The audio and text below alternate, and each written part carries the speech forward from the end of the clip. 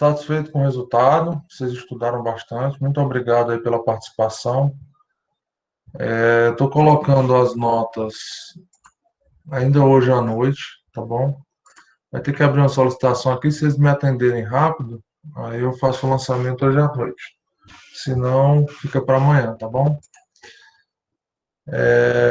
Então as notas foram bacanas, né? Teve uma mediana aí próxima próxima dos 8,5, fazendo a proporção, né? O número de questões era diferente da pontuação da prova, mas aproximadamente 8,5 foi a média da turma, tá bom? Fazendo a proporção. Então, muito satisfeito com o índice de aprendizado e agora nós vamos começar a trabalhar a segunda etapa da disciplina, que são condutos livres, ok? Mais na frente, nós vamos fazer um apurado da disciplina, que é como se fosse uma grande revisão dos dois assuntos, para que a gente chegue no final da disciplina não tendo apenas aquele conhecimento do conteúdo mais recente, e sim englobando tudo aquilo que nós vimos na disciplina e como aplicar isso na arquitetura, tá bom? Então, nós vamos começar a entender hoje a parte de condutos livres, beleza, pessoal? Então, eu vou prosseguir aqui com a introdução do conteúdo, e aí vocês se tiverem alguma dúvida, vocês me falam, tá bom?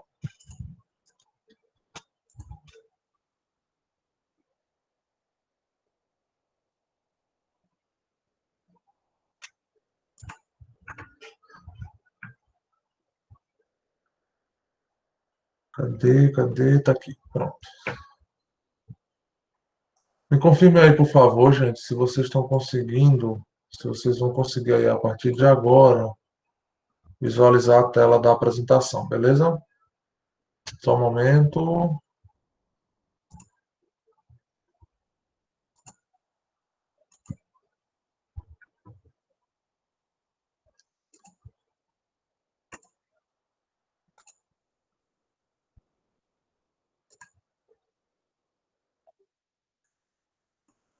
Conseguiu ver aí, pessoal?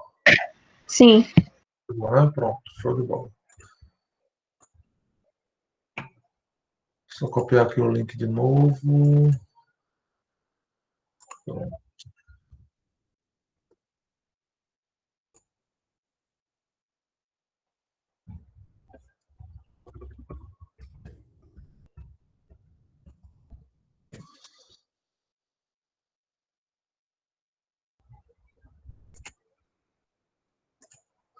Muito bem. Então, pessoal, vamos lá. Nós vimos até agora a parte de condutos forçados, ok?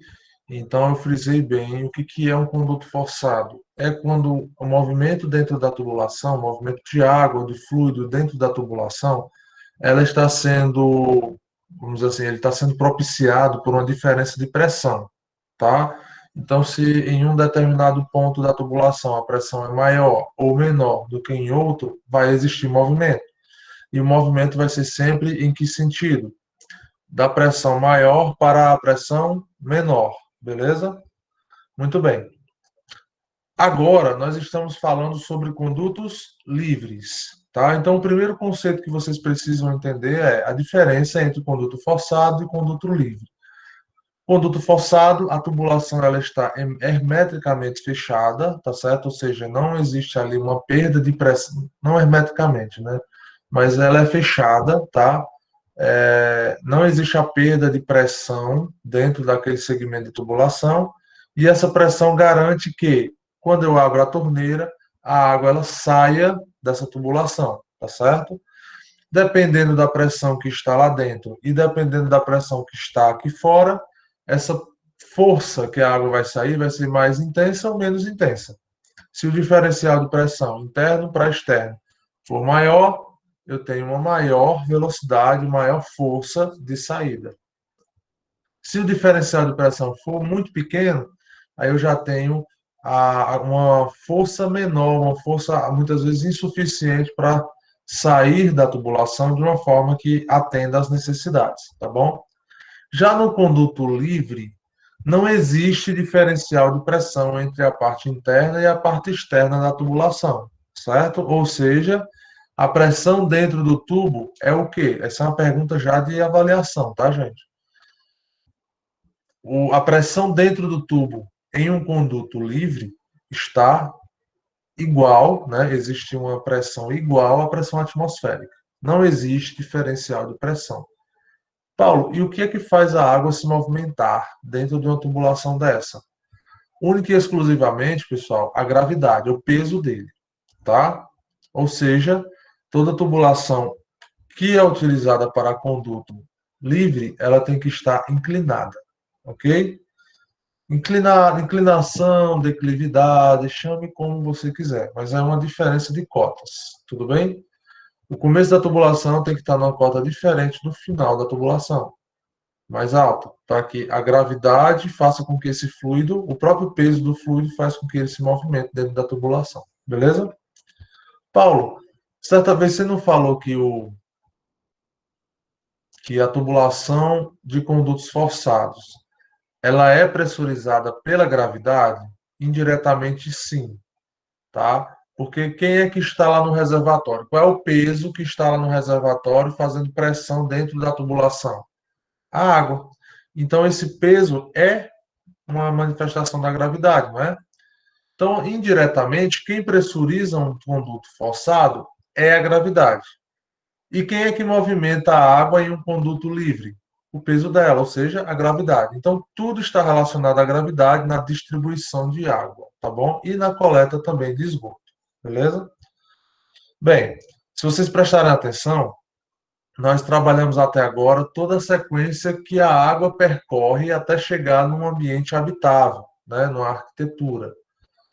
Neste momento em que nós estamos agora, é o momento em que a água já foi captada, vocês lembram lá na primeira aula, né? Ela foi captada, ela foi tratada, transportada, reservada em um reservatório elevado, para que existisse ali uma disponibilização de pressão, né, dinâmica, para que essa água pressurize uma tubulação, um conduto forçado, primeiramente na rua, né, ou seja, a malha de distribuição urbana, e em seguida, posteriormente, pressurize os ramais prediais, que são as tubulações que fazem a água entrar nos lotes, nas arquiteturas.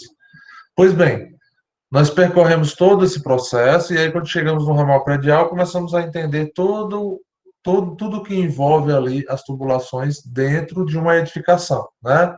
Alimentador predial, quando tem e quando não tem reservatório inferior, se tiver, tem bomba de recalque, né? Tubulação de recalque, e aí eu tenho reservatório superior, barrilete, coluna de distribuição, ramal de distribuição, subramal de distribuição e, enfim, depois do subramal de distribuição vem o quê? O ponto de consumo, que é vamos dizer assim, o objeto de estudo da gente, basicamente. Porque é ali que eu quero disponibilizar tudo aquilo que a gente viu, né? Vazão, pressão, tudo tem que estar disponibilizado ali naquele ponto de consumo, correto? Então nós já sabemos como a água chega nas nossas torneiras, ok? Sabemos isso. Neste momento em que nos encontramos aqui, é o momento em que você abre a torneira e tem vazão e pressão suficiente para você usar aquele equipamento, tá? Aquele equipamento hidráulico, ponto de consumo. Muito bem. Apenas nesse momento e exclusivamente nesse momento, durante todo esse processo que nós vimos, né, desde lá do poço da CAGES até chegar na nossa torneira, este é o único momento em que a água ela é disponibilizada, ela fica ao ar livre, digamos assim, disponível para o usuário usar essa água, tá certo? É o único momento em que ela sai da tubulação e está disponível para ser utilizada pelo usuário. Quando ela é utilizada, essa água ela sofre alterações. As alterações elas podem ser físicas, químicas, biológicas, tá? Dependendo do uso que você está fazendo dessa água, beleza? Quando você usa essa água, aí ela já se torna uma água que a gente chama de água servida, tá bom? Ela pode ser esgoto? Pode. Mas o que é uma água servida, Paulo? Água servida é um tipo de esgoto, tá? Mas é importante que a gente já separe, né, o que é um esgoto efetivamente, uma água servida, né? Ou seja, o esgoto primário e secundário, depois eu vou explicar. Mas é importante que a gente separe isso, porque nós podemos reutilizar alguns tipos de água servida, tá certo?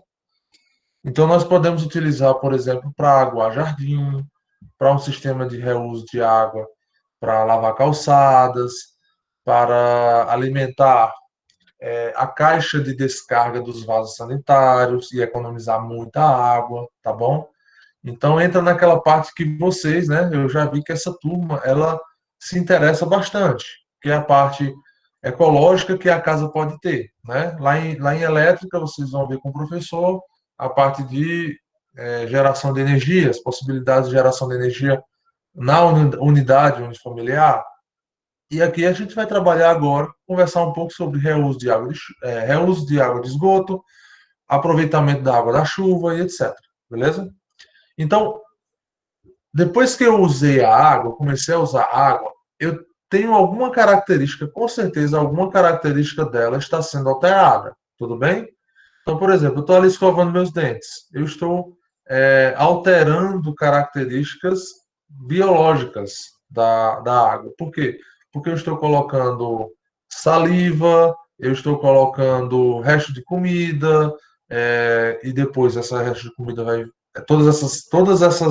Essa matéria orgânica vai se decompor, então vai alterar biologicamente e até quimicamente, se possível, as características da água. Sendo assim, ela já não é mais água fria, ela não é mais água considerada potável, né? Ela agora é uma água servida.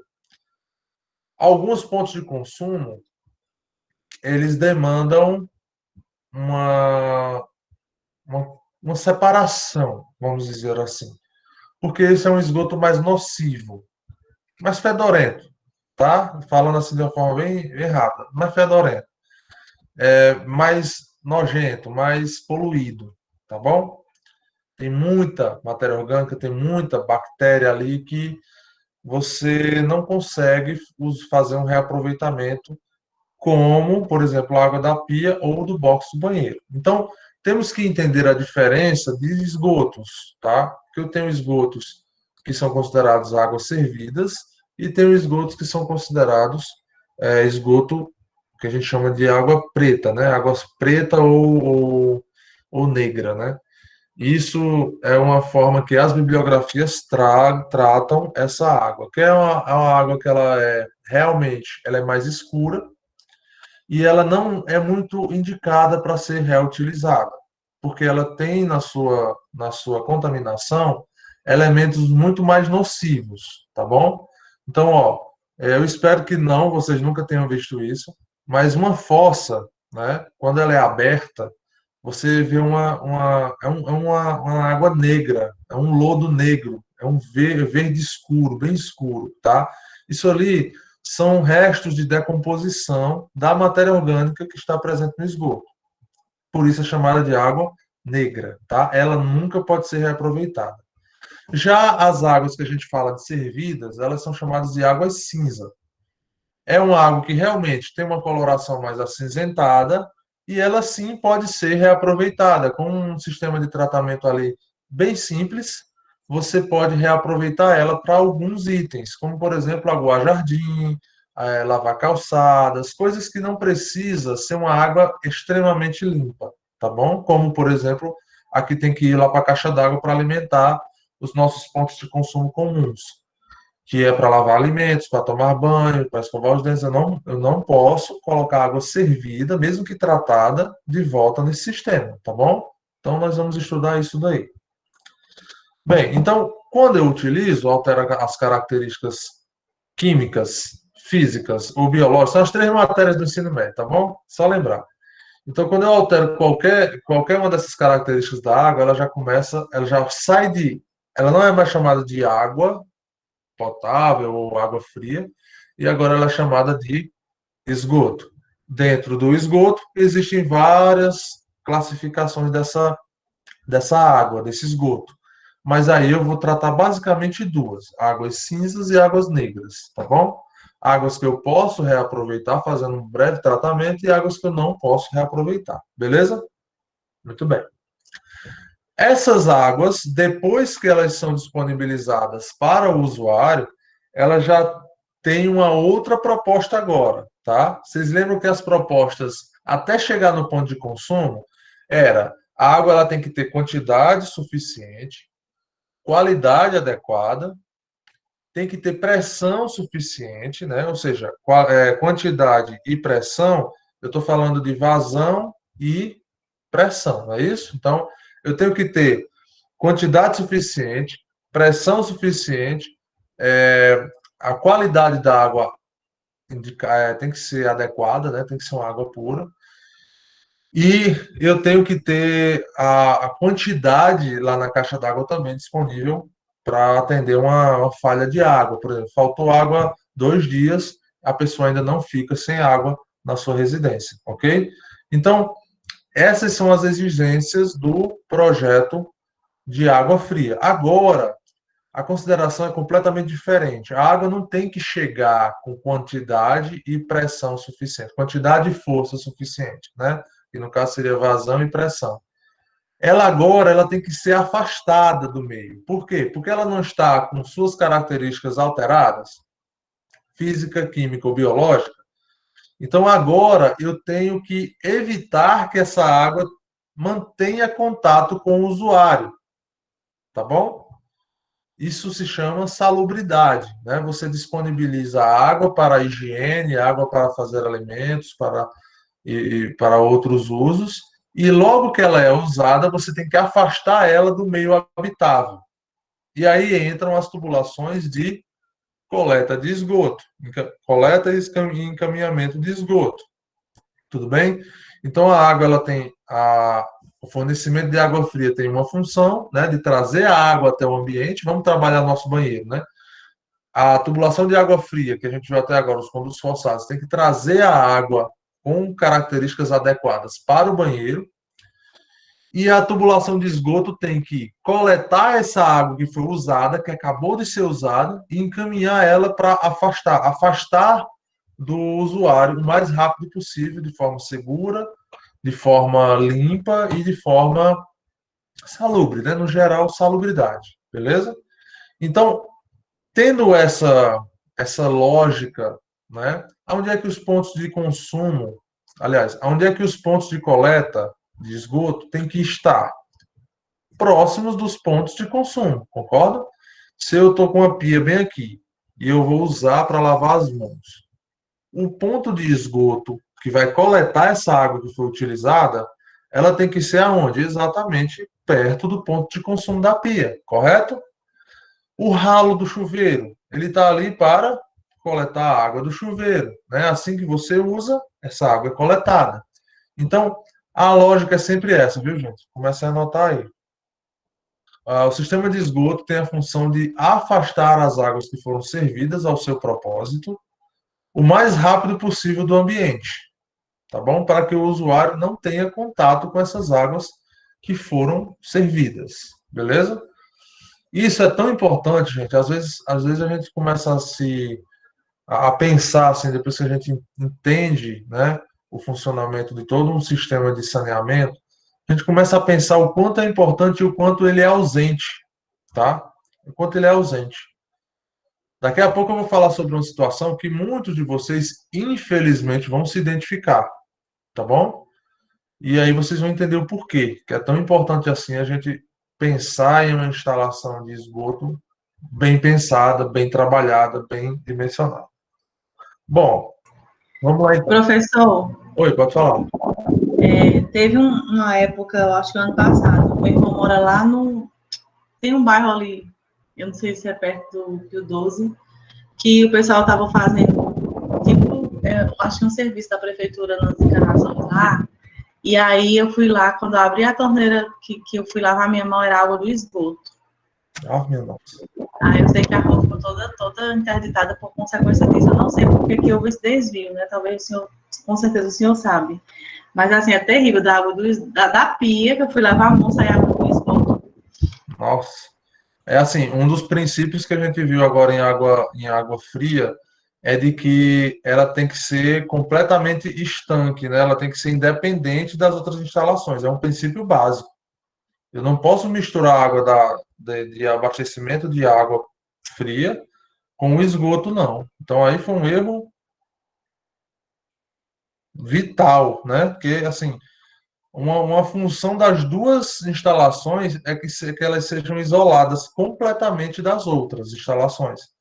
E se isso foi perdido, você tem as duas instalações, tanto de água fria quanto de esgoto, completamente inadequadas para uso, né? Então, isso daí é um episódio, nossa. E é uma pena que a gente tenha uma instituição, né? CAGES. Se tiver alguém aqui da CAGES, tô nem aí, acontece mesmo um monte de coisa que a CAGES faz, a gente tem que falar mesmo, porque não está certo, né? É tipo, assim, às vezes a gente para estudar um pouquinho sobre alguma coisa, a gente vê o quanto a gente engole, né? Enquanto empurram para a gente serviços porcaria. A verdade é essa, né?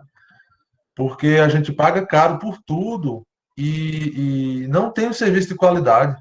A gente paga frete caríssimo, recebe 20 dias depois o bicho amassado.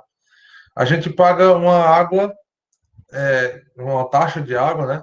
Relativamente cara, você pagar, principalmente aqui no meio urbano, cara, e falta água, fica sem pressão, ao longo do dia varia, que só no leste eu tenho que comprar um reservatório para poder atender a minha demanda, né? Então, assim, são serviços de péssima qualidade, mas que cobram um valor, assim, absurdo. Quando você começa a ver aqueles vídeos de como são algumas culturas, algumas infraestruturas, que a gente sempre tenta ver como é que é a infraestrutura, por exemplo, urbana no mundo, né?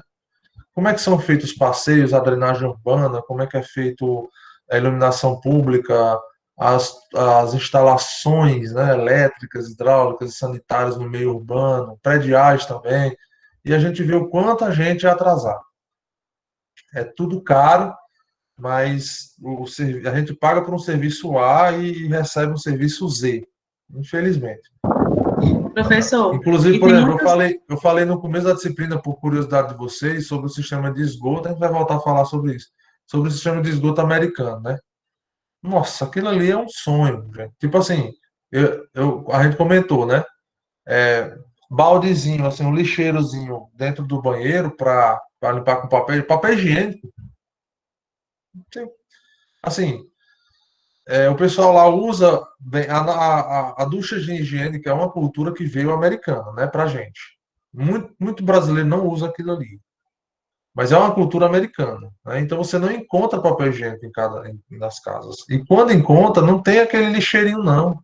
É normal você jogar no vaso. Aqui, jogar no vaso não vai entupir o vaso, né?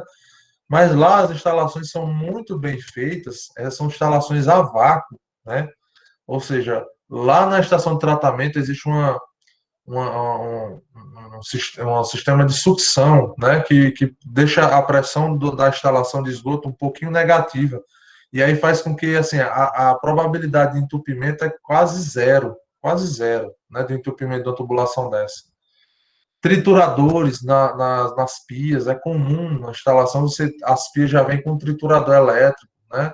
Então, qualquer besteirinha que caia lá dentro está sendo triturada, não tem como ela entupir a tubulação também, né? Isso já facilita também o tratamento. Então, é muita coisa boa, né? Assim, de instalações. O pessoal tem a cultura fora de eu vou gastar mais dinheiro aqui para instalar, para poder implantar algum tipo de sistema ou infraestrutura, mas ele vai ser muito eficiente, ele vai funcionar muito bem, vai atender a necessidade, não vai me dar dor de cabeça ao longo da sua vida útil. A sua vida útil é longuíssima. Aqui não, a gente quer pagar barato e ter pouca manutenção. Não bate, a conta não bate, não fecha isso, né? Você comprar coisa barata para instalar e ter uma manutenção baixa. Não tem como, não existe, essa conta não bate. Oi, João, você ia falar? Joelma, você Oi. ia falar alguma coisa aí? Não, é isso que o senhor acabou de dizer. Por exemplo, tem alguns locais aqui no Juazeiro que são locais muito bons, assim, tem natureza, tem arborização, tem água e tudo. Só que aí tem muito lixo que o pessoal joga, os próprios É, moradores e tudo.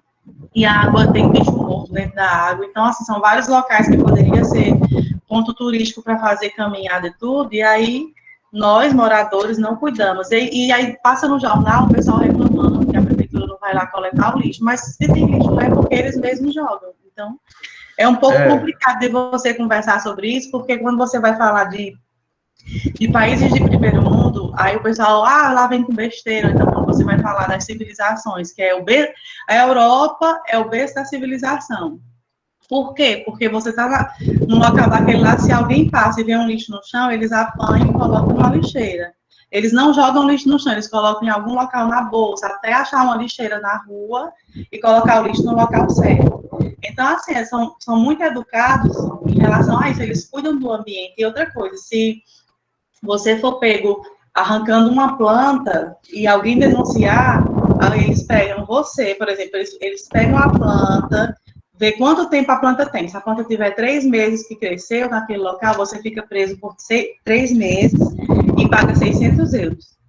Se a planta tiver 20 anos de que estava ali naquele local e você foi e arrancou, você fica 20 anos preso e paga os mesmos 600 euros. Tanto faz um mês como 20 anos. Então, e lá existe, lá não tem negócio porque é filhinho de papai ou porque é prefeito ou alguém importante na cidade. Lá a lei funciona para todo mundo, na verdade. Então, as pessoas não é que elas são educadas, é porque as leis funcionam e elas não querem pagar por isso, porque mexe no bolso. Então, todo mundo obedece bem direitinho. Então, não é nem questão de educação, é questão de obedecer bem para não ser punido. Então, aqui, como o senhor falou, aqui não existe a questão da pesquisa, da fiscalização, de você pagar imposto e tudo, e eles fazerem o certo. Você paga o imposto caro e você recebe uma torneira que sai água de esgoto, por quê? Porque fizeram um serviço mal feito e tantas outras coisas, né? Saneamento básico e tudo. Vocês são a ponta, vamos dizer assim, tecnológica do desenvolvimento urbano, certo? Urbanistas.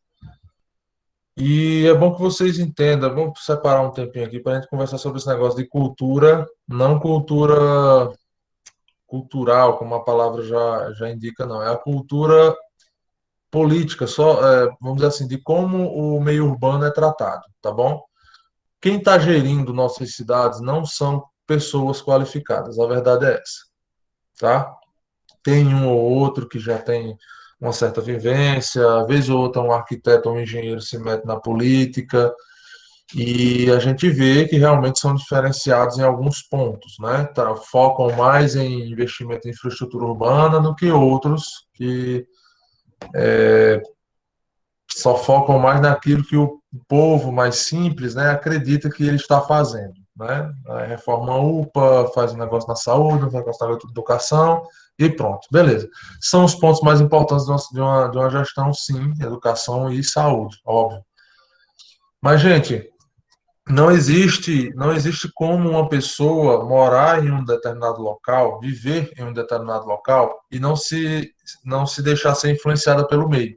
É aí que se baseia todo o nosso trabalho, arquitetos, engenheiros, tecnólogos, todo mundo que trabalha nessa parte da construção civil. A gente trabalha com o meio ambiente, claro, geralmente a gente associa o nome meio ambiente é, as matas, as florestas, né, a flora, a fauna. Mas o meio ambiente, se você for ver, está falando sobre o ambiente que está sendo habitado, o meio em que você está. E esse ambiente ele pode ser sim urbano.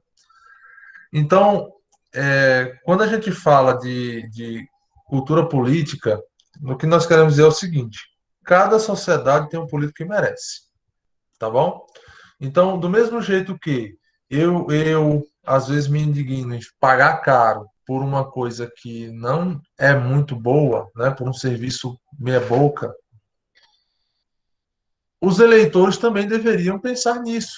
Vocês pagam muito caro para um político para ele não fazer aquilo que você realmente precisaria. Por quê? Porque nem ele entende o que é que a população precisa.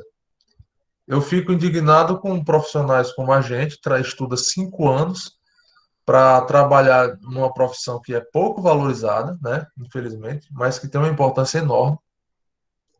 E um político, uma pessoa que vai gerir uma cidade com que seja uma cidade pequena, 20 mil habitantes, que não tem formação nenhuma em gestão política, né? Então, assim, eu sou defensor ferrenho que gestores, eles têm que ser preparados para serem gestores.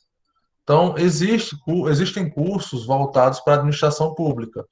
E meu sonho é que um prefeito, por exemplo, ele tinha que ter, para ele se enquadrar, para ele ser eleito, para ele pensar em ser candidato, ele tinha que ter a formação em gestão pública, alguma coisa parecida.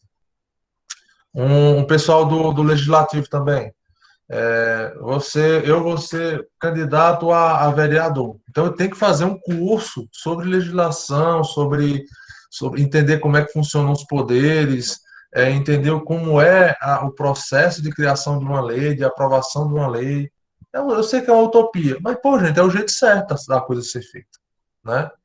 Então, por que que a gente vê, por exemplo, o nosso meio urbano ser tão, ser tão misturado, tão batido, tão, vamos dizer assim, papagaiado, né? Nas gestões públicas, né? Porque entra um prefeito, vai lá, muda os canteiros centrais da cidade, tudo.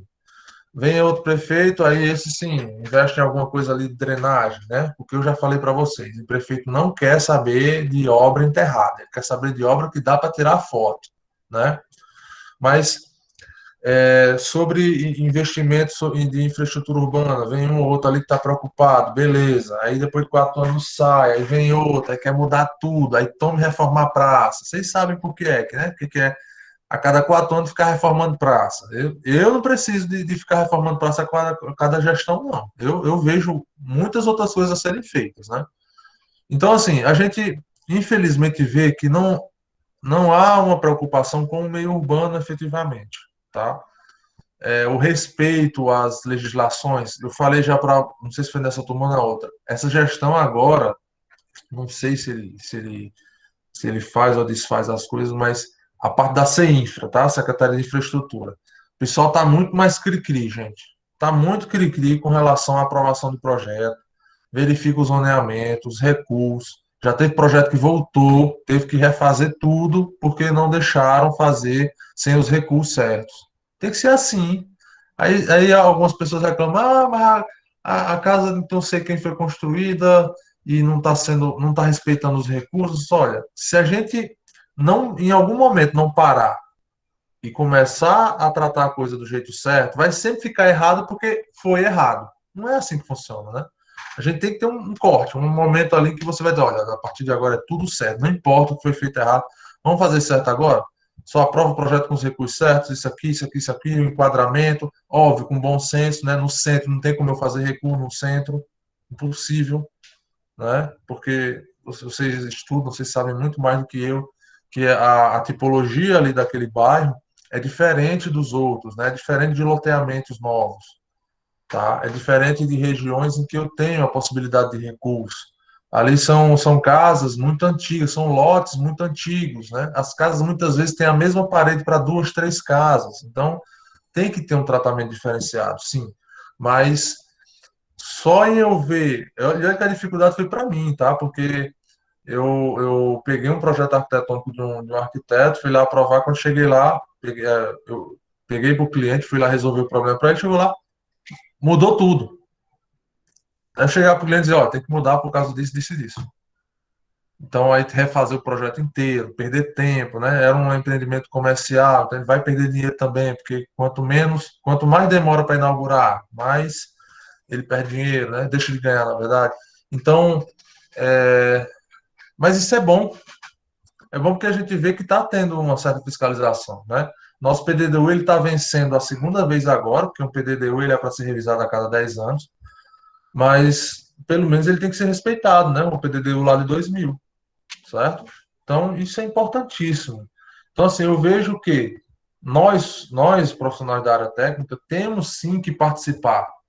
Nós temos que participar da gestão, né? De como a cidade está sendo feita, como a cidade está sendo gerida, né, o meio ambiente urbano. Então, principalmente com essa parte de esgoto, né, eu falei para vocês agora há pouco. Vocês sabem, é comum a gente ver em alguns bairros, infelizmente, é comum a gente ver barata andando na rua, esgoto correndo no meio da rua. A gente já virou cotidiano já. A gente nem se impacta mais com aquilo. Um cheiro que a gente o nosso olfato, quando ele chega no ambiente que ele sente muita diferença de um cheiro forte, né? Ele se adapta logo em seguida, né? Então, se você chegar no ponto, tanto que algumas visitas técnicas que eu já fiz na estação de tratamento aqui, quando você chega, você desce do ônibus, quase não consegue suportar aquele cheiro. Dá 10 minutos, você já está, beleza, está fedendo, mas já acostumei. É assim, nosso olfato faz isso.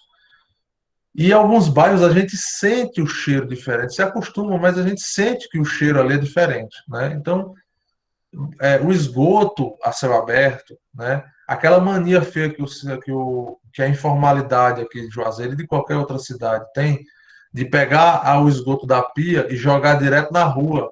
Não vai para as fossas nem para o sumidouro, se tem sumidouro, né?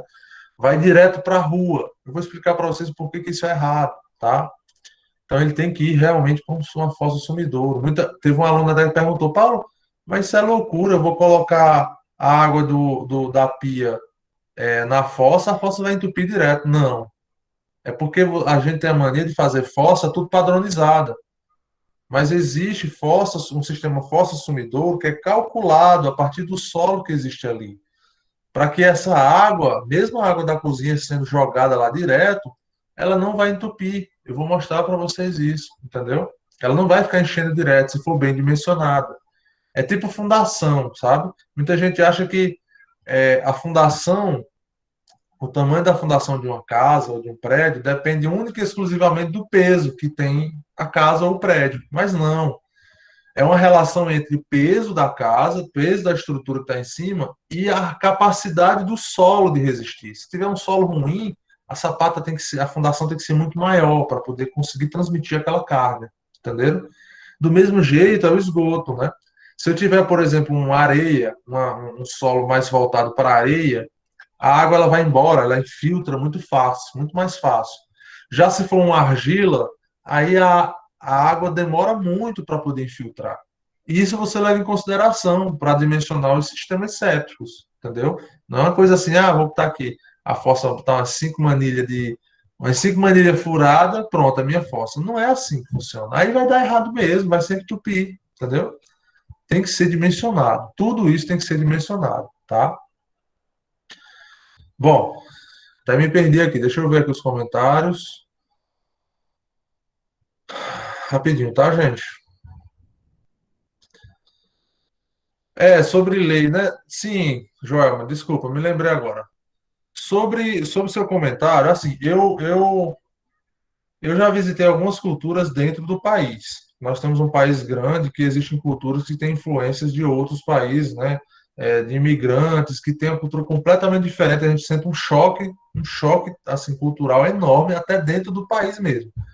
Nunca fui para a Europa, tá? Não sei se você já foi, mas se você prestar atenção, muitas vezes essas coisas são meio maquiadas. Já conversei muito com o Eduardo, um amigo meu, que ele fez intercâmbio em vários países ali da Europa, né? França, Itália, o padrão, né? Inglaterra, França, Itália, vem descendo, até Portugal. E ele me falava muito, ele passou quase 2 anos nesse intercâmbio, ele me falava muito, sabe o quê? Que muita coisa é maquiada. Muita coisa é maquiada. Tipo assim, ele já me falou de Veneza, é um pouco fedorenta, que a água não é essas coisas limpa, tá? É tipo Salvador. É É verdade. tipo Salvador. Eu já fui, já vi isso. A água de Salvador é linda. Para tirar foto é a coisa mais linda do mundo. Aquela água ali, a cor daquela água ali parece o Caribe. Mas você chega de lanchinho, você desce lá, você começa a passear ali na aula, você vê é saco de lixo, é Não, cocô. professor, Oi. deixa eu só explicar aqui para não ficar, deixa eu só ser específica. Exemplo, alguns locais na Europa, o Juazeiro é o local mais limpo do mundo relacionado a Tem alguns lugares e locais na lugares, Europa. né? Especificamente, em alguns países na Europa, a questão do cuidado, da sustentabilidade, do cuidado do meio ambiente, de você não jogar lixo na rua, de você selecionar o seu lixo na sua casa, porque a fiscalização que vai coletar o seu lixo vai saber se você misturou orgânico com plástico e etc. Isso são alguns países específicos, mas assim, em todo lugar, em todo canto no mundo, existe a questão da maquiagem, existe a questão de passar a vista grossa em alguma coisa, mas existem também alguns Turismo, né? lugares, De maquiar para o turismo, assim. existem alguns lugares especificamente que são altamente rigorosos, independente de ser qualquer Até coisa. Juazeiro, Eu não vou provar que é 100%, mas pelo que eu até, vejo, convivi e conheci, funciona. Funciona mesmo. Não tem negócio de brincadeirazinha, porque eu sou isso ou aquilo outro, não. Mas até assim, Juazeiro, né? não sei Até por trás, Juazeiro tem. não sei por trás dos panos, né? A gente nunca sabe, porque em todo canto tem corrupção, em todo canto tem tudo que você imaginar. Então, nem todo lugar é perfeito, mas alguns lugares são rigorosamente, assim, Nem tanto, eu não estou nem falando tanto da lei, sabe? Eu estou falando mais, focando realmente na infraestrutura. Porque, assim, a gente, é isso mesmo. eu já, desde que eu comecei a me entender por essa parte de infraestrutura na faculdade, que eu me pergunto, rapaz, para onde é que vai o esgoto? Como é que vai ser o esgoto lá de Veneza? A cidade bem baixa, né? Praticamente a cidade, a fundação da cidade é toda submersa. Para onde é que vai o esgoto daquele? Como é que eles fazem para não misturar o esgoto com a água? E aí depois o Eduardo veio conversando comigo num churrasco, me falando, Paulo, é fedorenta a cidade, você se acostuma, ele disse que passou uns 6 meses lá, se acostuma, mas é fedorenta. Então, assim, eu imagino exatamente isso, né? Existem sim algumas maquiagens, tipo o Rio de Janeiro. A gente que é do Brasil entende que Rio de Janeiro, não sei se vocês têm essa percepção também, é violento. Mas para turista, o Rio de Janeiro é a coisa mais bela do mundo. Mas eu já visitei a cidade e é horrível a cidade. Assim, desculpa de alguém gostar do Rio de Janeiro, mas é horrível. Se você for ver assim, confiar que é tudo aquilo que as propagandas falam, não é. Recife, eu adoro Recife. É nada. Eu gosto mais do Recife do que da minha cidade natal, Fortaleza. Gosto muito mais do Recife. Mas o Recife é um mangue. Não tem como aquela parte da cidade baixa ali ser da orla, né? Perto da orla, ela ser cheirosa, não. É um mangue. É um pouco fedorento, aquele cheirozinho como se fosse uma lama, né? Porque tem a parte do mangue ali, é matéria orgânica decomposta e tudo mais. Então você sente aquele cheiro. A cidade em si, o urbanismo da cidade sofreu uma influência muito grande vou citar nomes aqui, mas algumas indústrias de cimento que tinham famílias muito influenciadoras na política. Então, tudo lá é de concreto, é pavimento de concreto, pontilhão, ponte, viaduto. Então, a cidade é cinza, é uma coisa assim, tipo, lembra muito algumas partes de São Paulo, entendeu? E isso a gente já vê São Paulo voltando um pouquinho. É tipo assim, desculpa a expressão, mas São Paulo foi para um lado assim de urbanismo, né, sem ter a participação de vocês, dos arquitetos, essa preocupação da influência do meio com os habitantes, né? Aí foi fazendo a infraestrutura, foi, chegou lá na frente e disse, "Eita, a cidade tá feia. Aí volta, vamos tentar consertar. Aí começou, aí sim, começaram, né? As obras de infraestrutura começaram a ter a participação de profissionais da arquitetura, então já entenderam que isso influencia no dia a dia das pessoas, então isso influencia. Aí quando eles percebem que isso influencia também no dinheiro, né?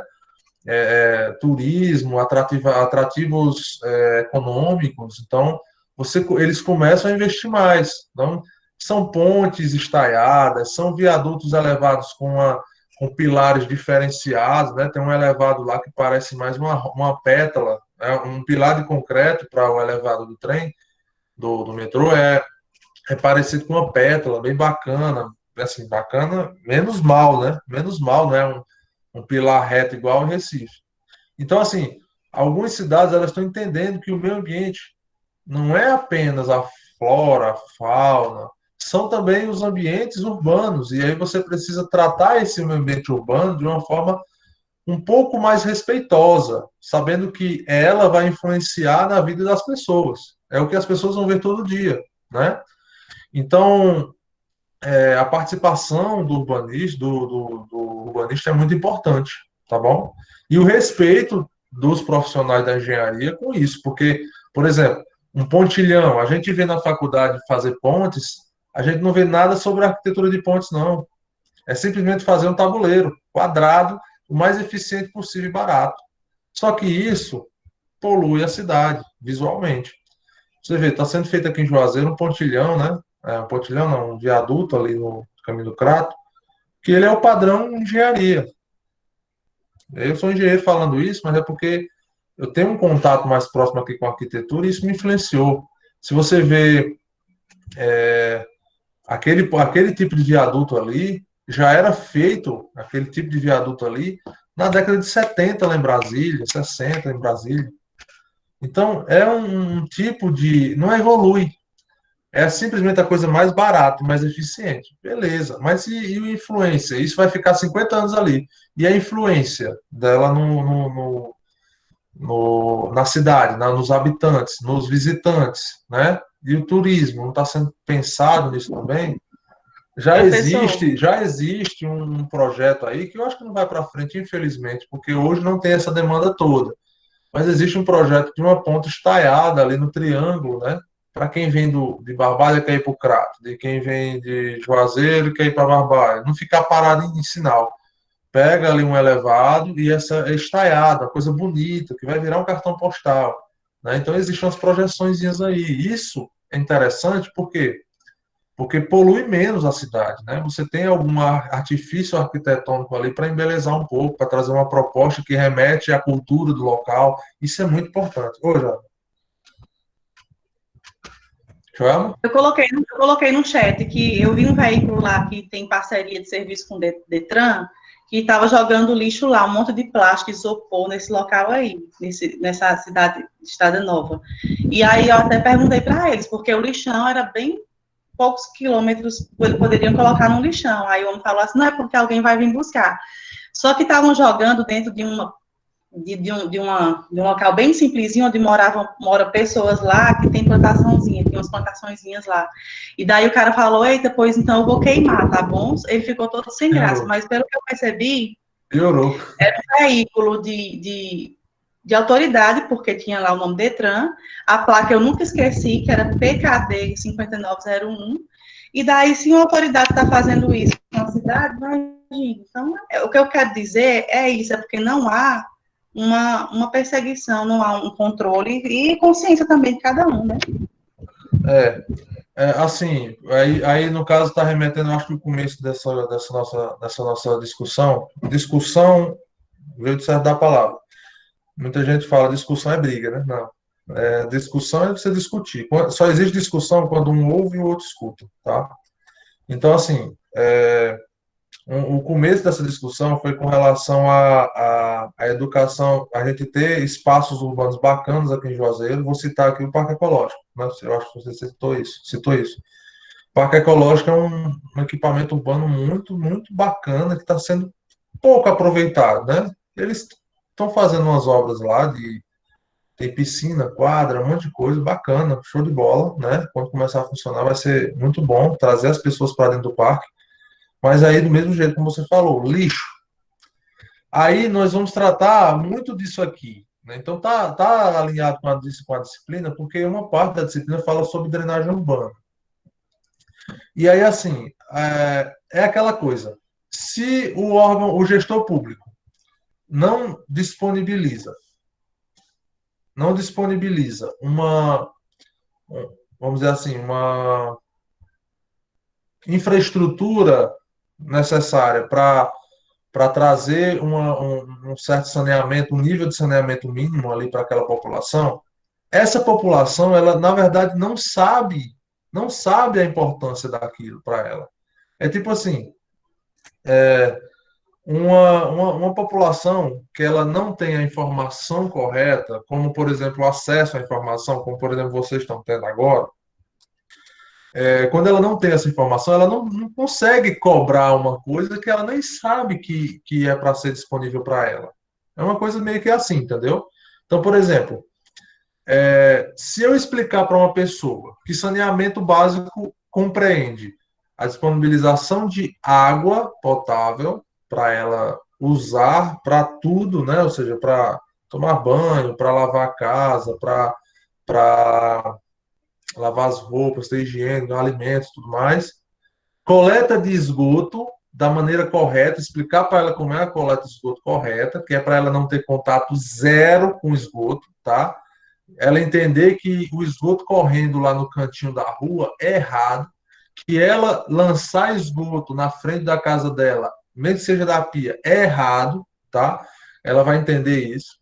Que drenagem urbana também participa do saneamento básico, porque se você tem um lixinho que for na rua, né? Já é errado o lixo na rua, mas se você tiver um lixinho na rua, quando chover, esse lixo vai para onde? Para a drenagem. E aí essa drenagem, ela teria que ter sistemas de separação lá no final, né? Sistemas de separação de algum tipo de sólido, para que isso não ocasione a degradação, por exemplo, de uma lagoa, como aquela ali do Parque Ecológico. Aquela ali é um lago, né? Um lago pequeno, mas ele é um lago que, imagina, toda a sujeira das ruas descem para ali, de alguns bairros ali, né, daqueles bairros acima até da Lagoa Seca, toda a sujeira que tiver na rua, e vocês devem imaginar que não é pouca, vai para aquela lagoa. Ou seja, uma lagoa que teoricamente era para ser um equipamento bacana para os moradores, para toda a população utilizar, usufruir, ela é suja, né? Devido ao volume, você não vê tanta saturação, você não vê ela preta e tudo mais, beleza. Mas você sabe que ela é poluída. E muita gente, você passa lá do lado, você vê as pessoas entrando nessa água, pescando nessa água, né? Então, assim, o que eu quero dizer é, as pessoas às vezes não sabem o que que é o saneamento básico. E, aliás, faltou ainda uma coisa, né? Coleta de lixo. A coleta de lixo, ela é parte do saneamento básico. E quando eu falo coleta de lixo, não é só o caminhão pegar tudo que tiver dentro de uma sacola e jogar lá, não. O correto seria uma coleta seletiva. Você ter um reaproveitamento de alguma coisa, principalmente de vidros, né? Você ter a separação aí do lixo para que esse lixo ele não contamine os locais onde ele vai ser lançado. E quando eu falo coleta de lixo, não é apenas a coleta em si, né? É também a disponibilidade, a destinação final dele. Por exemplo, Juazeiro já merecia um aterro sanitário há muito tempo. Resumindo aqui, o aterro sanitário não é o lixão que existe aqui. O lixão que está aqui, é simplesmente você joga o lixo no solo. Você está contaminando toda aquela área, né? No aterro sanitário, existe uma impermeabilização completa para que não haja contaminação do solo abaixo do aterro sanitário. E ainda são feitos alguns tipos de tratamento que, muitas vezes, utilizam a decomposição do lixo como geração de energia, tá? Fazem, vamos dizer assim, fabricação de alguns tipos de insumos, né, através dessa decomposição, que faz com que o próprio lixo ele se decomponha, ele diminui de volume, né, porque a decomposição da matéria orgânica vai sendo consumida ali por bactérias. Tá? Eu vou explicar um pouco isso para vocês. Então, o aterro sanitário é um salto gigantesco no que diz respeito a saneamento básico. Você vê políticos se preocupando com isso? Infelizmente não vê. Né? Então, assim, aí é que entra essa coisa. Se o político tiver o conhecimento que ele precisa ter para gerir uma cidade, ele já vai ter uma outra visão. Né? E se a população começar a entender o que, que é aquilo, né, o que, que ela necessita realmente, vai cobrar dos caras, o que, que você está. Qual é a sua proposta para o saneamento básico da cidade? Aí a cabeça do político é assim: opa, alguém cobrou o saneamento. Eu vou estudar sobre isso para ver o que, que a gente pode fazer. Vou pedir para um assessor estudar sobre isso e me dizer qual é a proposta que a gente pode colocar na nossa plataforma. Ou seja, sempre vai partir da população, do conhecimento que a população tem sobre o que é bom para ela, o que ela necessita, tá? E isso vai partir dos políticos informar a população para a população cobrar eles? Claro que não. Tem que ser o corpo técnico, tem que ser a formação profissional, né? É médico cobrando as coisas lá da saúde, é arquiteto e engenheiro cobrando a parte de infraestrutura urbana, tá? Lembra, e olha só, Nossa, a discussão aqui vai longe. E aqui que tem, tá cheio de gato aqui embaixo. Vamos rápido. Essa discussão vai longe. Vocês sabiam, pessoal, eu falei para vocês, que a saúde está diretamente ligada à infraestrutura urbana de saneamento. Vocês acham que as pessoas ficam doentes na cidade? Tem influência com o meio, com a infraestrutura que a cidade tem? Claro que tem. Tenta imaginar o seguinte: quando chove, não tem drenagem na cidade. Então você fatalmente vai melar seus pés com água da chuva, correto? Essa água que está passando pelos seus pés está trazendo sujeira lá de ruas que você nem conhece, lá em cima. Vem acumulando sujeira e passando na sua mão, no seu pé. É diferente de você, por exemplo, uma chuva numa cidade urbana bem estruturada, que, por exemplo, vou citar um exemplo aqui que é padrão assim de infraestrutura, se vocês quiserem pesquisar, tá? Curitiba. Curitiba tem não conheço a cidade, mas basicamente todos os artigos que falam sobre infraestrutura urbana citam a cidade pelo desenvolvimento de infraestrutura que ela tem. E aí eu comecei a ver algumas reportagens sobre o sistema de drenagem, sobre saneamento básico na cidade. E quando eu vi uma reportagem uma vez mostrando a chuva na cidade, uma chuva torrencial na cidade, e você olhava assim, você só via a água correndo nos meios-fios, tinha boca de lobo assim, eu acho que a cada 30 metros, e essa água escorria, e você não via água em cima da rua de jeito nenhum. O carro passava, parecia que estava garoando, mas era uma chuva torrencial. Isso é um sistema de drenagem, não é daqueles que é colocado lá só para dizer que tem, não. É um sistema bem dimensionado. Quantidade de bocas para água entrar. Você anda na rua, é óbvio que seu pé vai ficar molhado, mas você não vai estar escoando água sobre os seus pés, trazendo lixo lá de um outro lugar. Porque você vê que a cidade também não tem essa coisa de lixo na rua. Aí a população, como você mesmo citou, a população ela vai entendendo, ela vê a cidade mais limpa, toda bem cuidada, urbanizada, e essa população já vai naturalmente ter um cuidado maior com isso, né? Não vou jogar papel na rua. É tipo cultural mesmo, só para vocês terem uma ideia. Tem, tem faixa de pedestre na cidade inteira aqui em Juazeiro. O mesmo motorista, eu falo isso porque sou eu o motorista que eu estou citando aqui. O mesmo motorista que passa numa faixa de pedestre no centro, não para para o pedestre, mas para lá no shopping. Não é verdade? Eu faço isso. Eu fico muito mais atento se tem pedestre na faixa do shopping do que lá no centro. Por quê?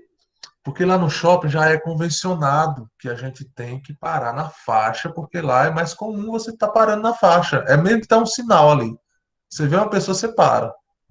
Então, isso aí faz parte da cultura e pode ser cultura num local, ela é um tipo de cultura, da mesma pessoa vai para outro local, ela já trata diferente, porque o meio está influenciando na decisão dela. Professor, eu acho que pode ser também essa questão da faixa do shopping, uma questão de educação mesmo, porque eu, quando eu era mais nova, eu morava em Juazeiro, e aí eu me lembro que lá tinha um guarda, entende? E as pessoas tinham medo, porque, tipo, lá tinha um guarda que ficava fiscalizando isso. E aí tiraram o guardinha, mas aí as pessoas continuam parando até hoje. Então foi uma questão ali de educação, igual aqui em Barbalha, que tinha um também no centro, e as pessoas sempre paravam ali na faixa perto do hospital. Hoje também não tem mais, mas as pessoas continuam parando só naquela faixa. Não, eu não lembro muito desse guardinha.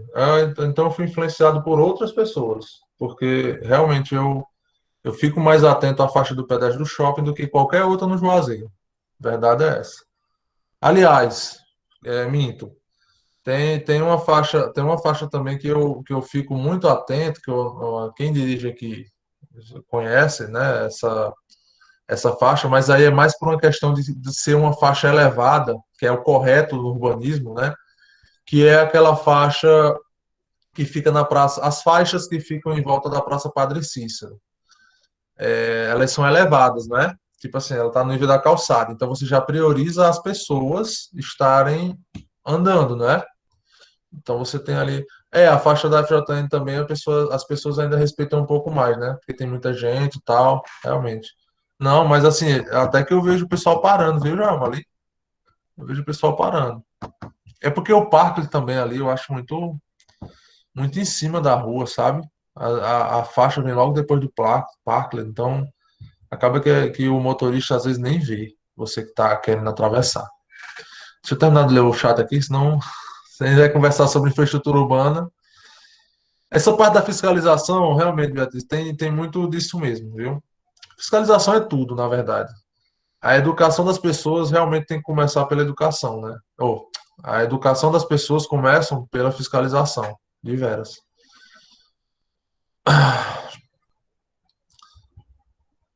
Esse graduado.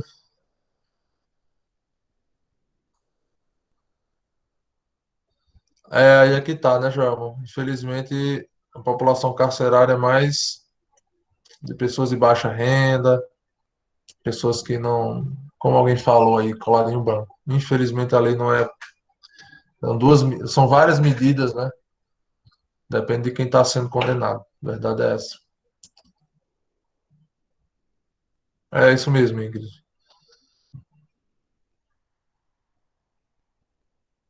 Porque podem pagar advogados bons, viu?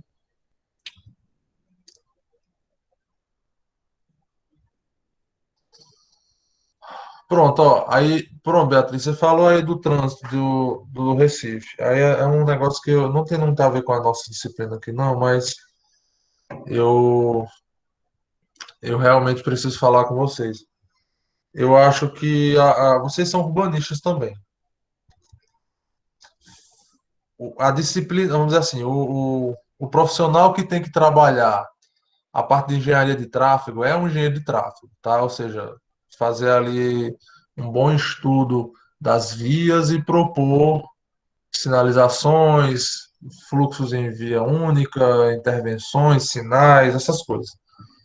Mas era bom, como vocês são urbanistas, é bom vocês conhecerem também alguns aspectos da engenharia de tráfego, né? Eu estou até lutando para a gente colocar uma disciplina optativa sobre engenharia de tráfego, sobre fluxo de veículos, priorização de vias, para que vocês tenham noção, não só para o pedestre, mas também sobre equipamentos de mobilidade, né? Ônibus. Você tem que imaginar assim, o pedestre ele é importante? Muito, muito, muito, muito. A luta pelo pedestre tem que ser gigantesca, né? Sempre.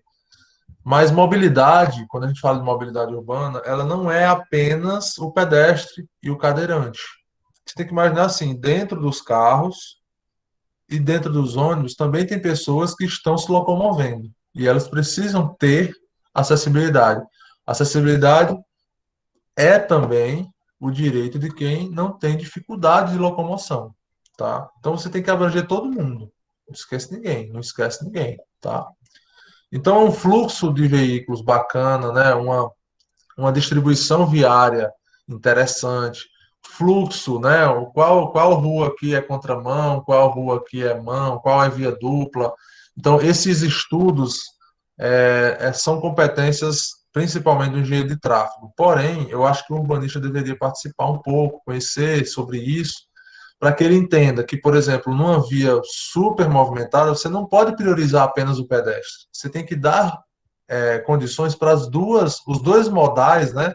Tanto os que estão andando de veículos quanto os que estão a pé, consigam transitar naquela via, coexistirem, tá bom? Senão vira tudo um caos. Tipo, se você priorizar só o pedestre, a via fica um trânsito até em cima, e aí você não tem mobilidade nenhuma das pessoas chegarem ou saírem daquele ambiente.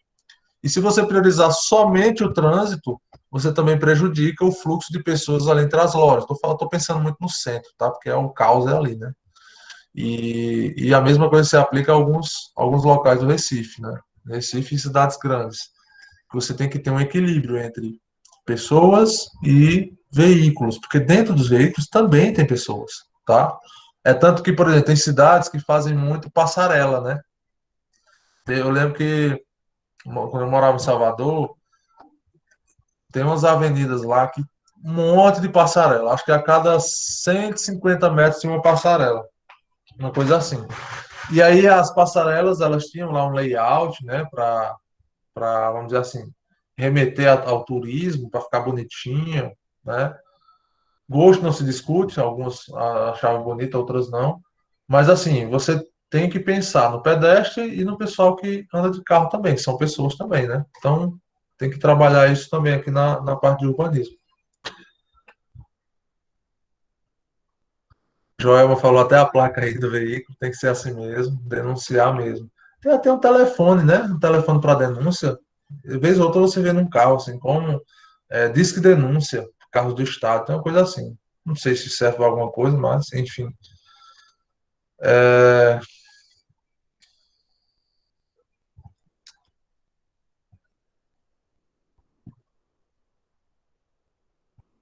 Pois é, o parque ele é muito avançado, sabe? O parque é bem interessante ali, mas ele tira um pouco da visão de quem está chegando.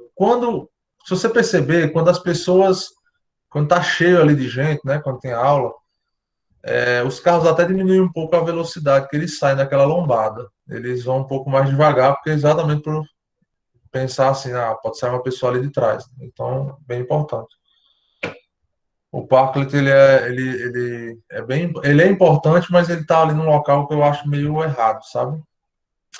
Bom, falando aqui de infraestrutura, a gente já falou de drenagem, inclusive, que é mais para frente, e a gente não avançou aqui. Vamos lá. Então, dentro desse conceito todo que a gente falou, tá? A gente vai voltar a falar sobre esses conceitos, porém, mais, vamos dizer assim, detalhadamente em alguns, tá bom? E aí, num momento oportuno, a gente vai falar sobre reaproveitamento de água, sobre drenagem urbana, sobre tudo, beleza? Vamos lá, pessoal, conceitos, tá? Depois dessa introdução boa, é bom que tem discussão, é bom que vocês discutam também com a gente, viu? Participem. Esgoto, né? Então, o que é o esgoto? É o termo usado para definir as águas que foram servidas ao seu propósito. Então, a água que foi servida ao seu propósito no chuveiro, a água que lavou o seu corpo, na pia do banheiro, é a água que você usou para escovar os dentes, você cuspiu lá, né? Aquela água ali é um esgoto, tá? É uma água servida. Bem diferente do esgoto do vaso, é óbvio. Então vamos tentar já separar isso aí, tá bom? Porque um eu posso reaproveitar, outro não, tá bom? Então o que que é o esgoto, né? Água utilizada para o seu propósito, né? Pode ser utilização humana ou industrial. Por isso que eu disse para vocês, físico, químico e biológico, né? Você pode ter essas três contaminações. Então, qual é a contaminação física? Por exemplo, uma água que foi usada para resfriar um elemento de uma fábrica. Aquela água, quando ela sai da utilização dela, ela tem que ser destinada para algum lugar, ou destinada, ou ela tem que ser conduzida para um lugar, vamos dizer assim, em espera e depois reutilizada, né? Porque ela vai estar mais quente, por exemplo. Vai ser uma água que vai estar mais quente. Você alterou uma característica física dela. Em alguns casos, você vai utilizar a água e ela vai sair do processo de utilização industrial em forma de vapor, vapor de água. Você alterou uma característica física dela também, né? Ela mudou do estado líquido, né, para um estado gasoso, beleza? Então, quando você faz a alteração dessas características, né, suas características naturais alteradas, é um esgoto, ele foi utilizado, tá bom? Onde é que é gerado o esgoto, pessoal? Olha, se eu fizer essa pergunta para vocês, a única resposta que eu preciso é essa daqui, ó. No ponto de consumo. Acabou. Respondeu tudo que precisa. Por que que o esgoto ele tem que ser coletado no ponto de consumo? Porque o esgoto ele não é gerado no ponto de consumo, então ele tem que ser coletado exatamente aqui. Então ele é gerado aqui, ó, no ponto de consumo. Eu abri a torneira, lavei minhas mãos. Eu estou gerando um esgoto ali. A água está sendo usada para lavar as minhas mãos e ela gerou um esgoto. Então ela tem que ser coletada onde? Exatamente nesse mesmo local. Tá bom? Então, se eu perguntar onde é gerado o esgoto, vocês vão responder no ponto de consumo. E onde deve ser coletado o esgoto? Vocês vão responder no ponto de consumo também. Porque quanto menos tempo o ser humano estiver em contato com águas servidas, né, ou seja, esgotos, mais salubre é o ambiente. Entenderam? Então, quanto mais rápido a água for para o ralo, quanto mais rápido ela for encaminhada para o esgoto, mais eficiente é o sistema de coleta de esgoto. Tá certo? Então, tentem sempre lembrar disso. O esgoto ele tem que ser coletado imediatamente quando ele é gerado. Tá? Aqui, ó, só um fluxogramazinho do que a gente viu até agora, tá? O fornecimento de água potável, ele tem que ser disponibilizado ali para uma edificação. Existe o uso nos pontos de consumo. Esse uso pode ser humano, industrial, né? Pode ser residencial, pode ser hoteleiro, pode ser comercial, seja o que for. E depois do uso, essa água ela vira o quê? Esgoto. Então ela tem que ser coletada. Então, ó, eu forneço água no local onde a água vai ser usada. No momento em que ela é usada, logo após ela ser usada, ela tem que ser coletada. Que fique bem claro isso, tá bom? A coleta de esgoto tem que ser imediata. Então, ó, só para concluir esse raciocínio, onde deve ser coletado o esgoto? Resposta igual aonde ele deve ser gerado, onde é que ele é gerado? No ponto de consumo. Então, ó, ele é gerado no ponto de consumo e tem que ser coletado no ponto de consumo. E onde é que estão os pontos de consumo em um ambiente residencial, que é o que vocês mais vão trabalhar? Está aqui os pontos de consumo. Banheiros, lavanderias, cozinhas. Então, veja só. Aqui eu tenho torneiras. As torneiras têm o quê associadas a ela? Onde tem uma torneira, tem um ralo aqui, ó. Não é isso? Tem um ponto de coleta de esgoto. Então, isso daqui é água fria, né? O que a gente estudou até antes da prova. E aqui é o que a gente vai estudar a partir de agora. Aqui é um conduto livre, perdão, aqui é um conduto forçado e aqui é um conduto livre, tá certo? Do mesmo jeito aqui, ó. Eu tenho aqui uma pia, não tenho? Uma torneira da pia. Isso daqui é água fria, conduto forçado. E aqui embaixo tem o quê? Um ralo, não é?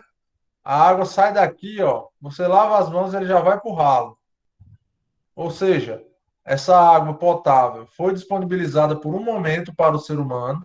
O ser humano vai usar essa água, fazendo ela se tornar uma água servida ou esgoto. E aí ela vai ser encaminhada para o ralo, que está aqui embaixo. Beleza? O ralo já vai ser o quê? A instalação de coleta de esgoto. Vai ser o elemento que vai introduzir, vai receber essa água e jogar ela dentro da tubulação. Vai jogar a água dentro do sistema de esgoto, tá certo? Então, ó, conduto livre é o esgoto, tá bom? Precisa de declividade para ter movimento. Vou explicar isso mais na frente. Então, onde tem ponto de consumo, tem que ter um ponto de coleta. Lembrem, anotem aí. Ponto de consumo é uma torneira, um chuveiro, e o ponto de coleta é o ralo desse chuveiro, é o ralo dessa torneira, tá certo? É a conexão que vai coletar, que vai receber a água servida. Beleza?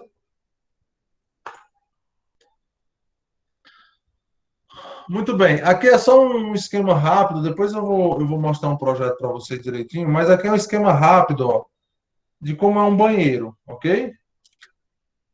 Pessoal, a partir de agora, eu quero que vocês façam um teste mental, ok? Façam um teste mental aí. Tudo que a gente desenhar em um banheiro, quando a gente estiver falando sobre coleta de esgoto, nós vamos estar fazendo desenhos em cima da planta, porém, esses tubos, essas conexões, eles vão estar, na verdade, posicionados abaixo da laje desse banheiro. Deu para entender? Em um certo momento da disciplina, existe eu boto um esquemazinho mostrando para vocês. Ó, em cima está o vaso sanitário e embaixo estão as tubulações que a gente está desenhando aqui, tudo bem? Então, depois eu mostro para vocês isso. Bom, Então, aqui um banheiro padrão, né? Banheiro padrão que a gente chama é uma pia, em sequência, na mesma parede, uma pia, tá aqui, ó, um vaso sanitário, tá? E um chuveiro. A gente chama de padrão porque é tudo na mesma parede. Isso aqui é o padrão de banheiro, né? Tudo na mesma parede, um atrás do outro, beleza? Muito bem. A gente sabe que aqui, ó, eu tenho uma torneira que recebe água do sistema de água fria, da distribuição, do ramal predial está aqui. Ramal predial não, perdão, do ramal, do subramal de distribuição está aqui, nessa parede. Aqui eu tenho o vaso sanitário e a ducha higiênica. E aqui eu tenho o chuveiro. Então eu tenho os pontos de consumo de água fria, né? A pia para lavar as mãos, escovar os dentes, o vaso sanitário para poder disponibilizar água para limpar aqui o vaso. E eu tenho aqui o chuveiro para você tomar banho, beleza? Muito bem. Estes pontos de consumo, eles vão disponibilizar água para o usuário, não é isso? Beleza. Eles vão gerar esgoto, correto? Então, exatamente onde eles estão, eu tenho que ter um ponto de coleta de esgoto, que é para esse esgoto não ficar muito tempo no ambiente habitável, tá bom? Então, aqui, por exemplo, ó, esta pia, ela tem uma torneira disponibilizando água e ela tem que ter o que também? Um ralo para coletar essa água. O vaso sanitário tem aqui a torneira para abastecer aqui a caixa acoplada para que ela consiga dar saída, né, limpar aqui o vaso sanitário. E onde é que está o ponto de consumo, o ponto de coleta? O próprio vaso aqui, ó, é um ponto de coleta, beleza? Tá aqui o buraco aqui onde entram os dejetos. E o chuveiro? O chuveiro, a água sai aqui pelo chuveiro e ela sai aqui no ambiente para você tomar banho e ela vai ser coletada por que ponto, por que elemento? Esse ralo que está no piso aqui, não é isso? Então, observem, eu tenho um ralo para a pia, eu tenho aqui um buraco, depois eu explico como é que ele é, para o vaso, e eu tenho um ralo para o chuveiro. Então, onde tem ponto de consumo, tem ponto de coleta. Ah, Paulo, e a ducha higiênica? Porque aí eu tenho 4 pontos de consumo de água, mas eu só tenho 3 pontos de coleta de esgoto. É porque a ducha higiênica ela é jogada dentro do vaso também, né? A água que sai da ducha higiênica é jogada dentro do vaso. Ok? Muito bem. Para onde vão esses esgotos que estão sendo disponibilizados aí? Eles precisam, pessoal, no caso de um prédio ou de um duplex, eles precisam descer para o nível, o patamar, onde você vai ter os equipamentos de destinação final. Pode ser a coleta pública ou pode ser um vaso, uma fossa, um sumidouro, tá certo? Então, se eles têm que descer, do mesmo jeito que lá em água fria eu tinha uma coluna de distribuição de água, que é um elemento vertical que fica nos shafts, aqui em esgoto existe um negócio chamado tubo de queda, que faz uma função semelhante à coluna de distribuição. Ele coleta os esgotos em cada pavimento e leva verticalmente esse esgoto até o térreo, para que ele seja destinado, tá? Seja para o sistema de coleta pública de esgoto, ou seja para o sistema de tratamento do prédio, né? Que pode ser um sistema de fossa, filtro sumidouro, por exemplo. Então, aqui, ó, aqui já tem um projetinho, como se fosse um projetinho dele, tá? Um projeto desse banheiro, só para vocês começarem a ter contato com a parte projetual.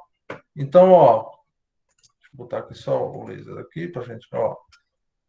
Então, aqui na pia, eu tenho um ponto de consumo, de coleta de esgoto aqui, ó, na parede. Depois eu vou explicar por que ele não é embaixo. A gente considera a instalação na parede. E aqui essa imagenzinha mostrando um tubo andando, né, na planta, esse tubo ele não está acima, é óbvio, tá? Não está acima do piso. Ele está abaixo. Então, esse banheiro, por exemplo, vamos dizer que esse banheiro é do segundo pavimento. As tubulações que eu estou vendo aqui estão abaixo dessa laje, fazendo a coleta desse segundo pavimento, desse esgoto do segundo pavimento. Ou seja, para eu fazer uma manutenção nessas tubulações, que manutenção espera-se que não exista, né, na verdade, eu teria que ir para que pavimento?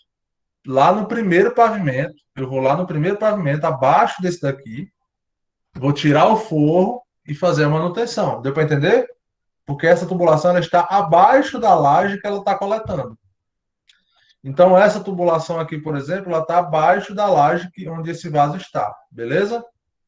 Então, aqui é mais ou menos o esquema e eu vou explicar tudo para vocês, como é que é feita essa concepção de tubulações para a coleta de esgoto. Tudo bem? Para onde é que elas estão indo? Está aqui, ó. Elas estão indo para um tubo de queda. Está aqui a indicação. TQ 03, 100 milímetros. Então, esse esgoto está vindo tudo para cá. E o que é esse TQ? Essa indicação aqui, esse triângulo. Esse triângulo é exatamente aquela tubulação vertical que está passando em um shaft aqui, ó, um shaft aqui no box, para descer. Ele coleta esse esgoto aqui no pavimento e desce para destinar, fazer a destinação final desse esgoto. Entenderam? Tudo tranquilo até agora, gente? Ou alguma dúvida? Tranquilo, né? Show de bola. Professor, Oi. explica essa parte que o senhor tinha falado agora há pouco, TQ. TQ é tubo de queda. As nomenclaturas eu vou explicar todas. Ó. Vou adiantar aqui um slide só para vocês verem que tem uma outra aula aqui que eu já falo que é o nome desse estudinho, tá bom? Tem tubo de queda, tem ramal de esgoto, tem coluna de ventilação, tá certo? Todas têm que ter esses nomes. Assiste, já são 19h50 já.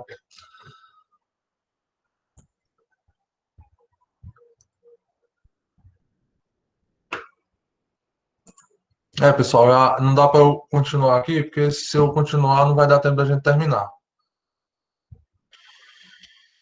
Tá certo? Então, só para vocês visualizarem que começa a coleta, tá certo? E eu vou explicar para vocês qual o nome dessas tubulações. TQ é tubo de queda, tá, Thaís? CV, só adiantando um pouquinho aqui, o CV é o coluna de ventilação, que também é um elemento vertical. Eu vou explicar isso tudo para vocês, tá bom? Então, a priori, olhem só esse esquema de esgoto, que é o esquema que você encontra embaixo de um banheiro, tá certo? São as tubulações que a gente visualiza aí embaixo de um banheiro. E nós vamos estudar como fazer esse lançamento. O esgoto é muito tranquilo, tá? O esgoto é muito tranquilo mesmo. Só o que você precisa realmente é disponibilizar os locais onde os tubos de queda têm que descer.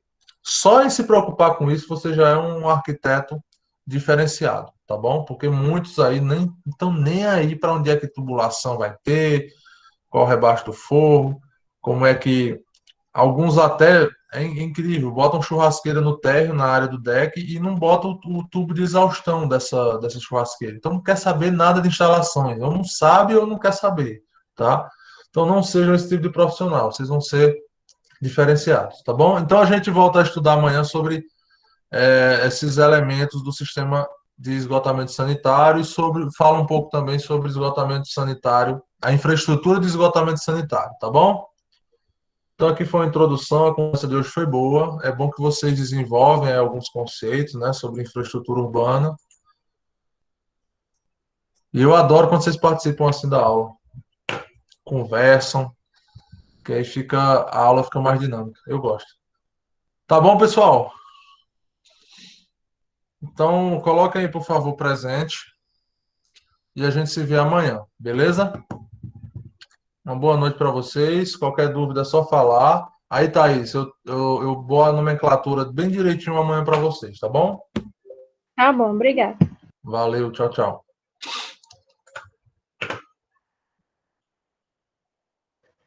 Professor, e a presença como fica?